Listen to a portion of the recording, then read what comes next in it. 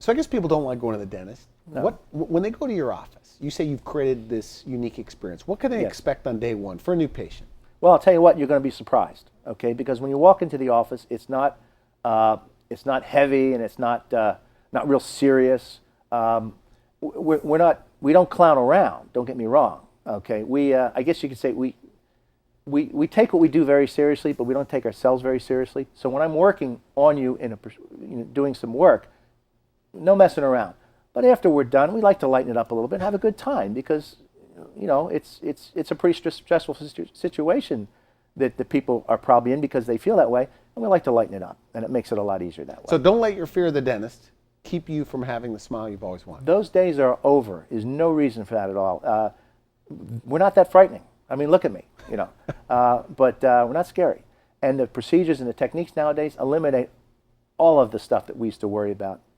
Okay, and so yeah, take a look and get a good examination, see where you are, know where you want to be, think about it a little bit, and talk to the dentist. In our office, we sit and we talk. You talk with my assistant, you talk with me. I want to make sure I speak with everybody, know what you want. Your wife is like your office administrator. She is. Oversees everything. She sure does. She said he's a great listener. I always think, well, isn't that what all dentists do? That's an ultimate.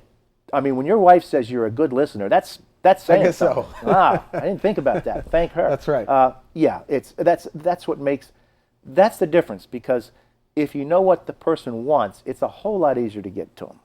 Okay, we can do all sorts of really neat things, but if the person if that's not what they wanted, it's a waste of everybody's time. So yeah, I listen. I want to find out what your goals are. I want to find out what your fears are. Because I'll say to somebody, I asked one kid, a young kid, I said, what do you hate most about the dentist? And he said, I hate cotton in my mouth. And I said, really? I thought that was odd. Well, he had when he was growing up, he had 5 older brothers, and they roughed him. He was at the hospital a lot, getting his face put back together. I mean, it was and I said, well, let me see if I can do it without it.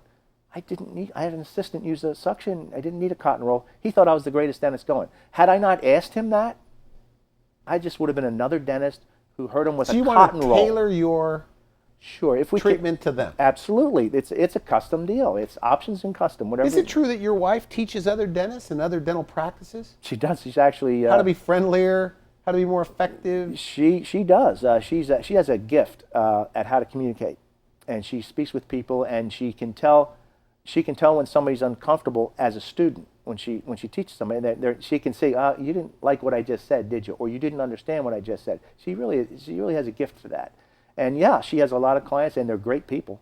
I get lucky once in a while. I get to meet some of them, and they're just all a bunch of nice people, and she does a great job with that.